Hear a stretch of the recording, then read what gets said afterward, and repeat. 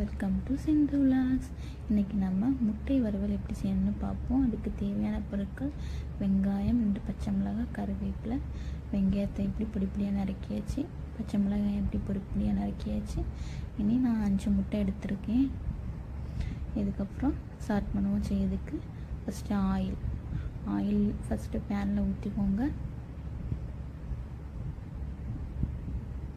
இப்போ சூடானது எண்ணெய், அதில் ஒவ்வொன்றா சேர்க்கணும். ஃபஸ்ட்டு வெங்காயம், அப்புறம் பச்சை மிளகாய், அப்புறம் கருவேப்பிலை, அப்புறம் தேவையான அளவு உப்பு,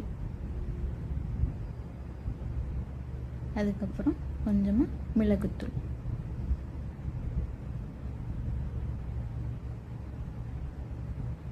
இனி நல்லா போட்டு வதக்குங்க. அதை லைட்டாக வதங்கினா போதும்.